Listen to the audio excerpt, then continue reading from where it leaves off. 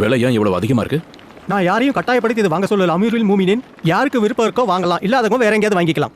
வேற யாராவது உன்னை விட குறைஞ்ச விலைக்கு இதை வித்தா நீ இந்த விலைக்கு அதை வைக்க முடியாது. யாரும் உங்ககிட்ட வாங்குறதுக்கு வரமாட்டாங்க. ஆனா நீ என்ன பண்ணிட்டு இருக்கேன்னு எனக்கு நல்லா தெரியும். விவசாயிகள் எல்லாரும் அவங்களோட பொருள் எடுத்துக்கிட்டு சந்தைக்கு வர்றதுக்கு முன்னாடி அவங்க கிட்ட போய் நீ பொருளை வாங்கிடுற.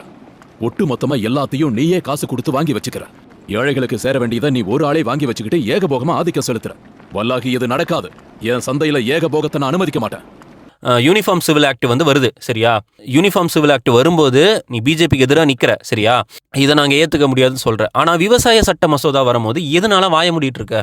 விவசாய சட்ட மசோதாவில் இருக்கக்கூடிய சரத்துக்களை எனக்கு அதை எடுத்து படிச்சிருக்கியா? அப்படியே அப்பட்டமாக பல ஹதீஸ்களுக்கு முரண்பாடாக இருக்குது அந்த விவசாய சட்ட மசோதா. ஒருத்தனாவது வாய் திறந்து பேசியிருப்பியா? சீக்கியர்கள் தாண்டா களத்தில் நின்று போகிறானா? நூற்றுக்கணக்கான சீக்கியர்கள் உயிரை கொடுத்துருக்கான் அந்த மசோதாவுக்கு எதிராக. அப்போ உன்னுடைய கொள்கை தெளிவு எந்த அளவுக்கு இருக்குன்னு பார்த்துக்கோ. விஷயம் என்னன்னா, நீ டிவிகே காரணம் எந்த அளவுக்கு தற்கூரி நினைக்கிறியோ அந்த அளவுக்கு நீயும் தற்கூரி. ஐம் சாரி, பட் உண்மை அதுதான். ஆனால் நீ அதை ரியலைஸ் பண்ணாத வரைக்குமே எதுவுமே மாற போகிறதில்ல.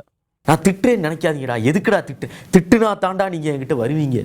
தாத்தா கிட்ட வாங்கடா, அயோக்கிய நாதாரிங்களா வந்து தொலைங்கடா, வாங்கடா. இஸ்லாமோஃபோபியாவுக்கு எதிரான நியூஸ்களை நீங்கள் தெரிஞ்சுக்கணும் அப்படின்னு நீங்கள் ஆசைப்பட்டீங்கன்னா உமர் அல் இஸ்லாம் சேனலை நீங்கள் சப்ஸ்கிரைப் பண்ணுங்கள். அண்டு இன்ஸ்டாகிராமில் பார்த்துக்கிட்டு இருந்தால் இதை நீங்கள் ஃபாலோ பண்ணுங்கள்.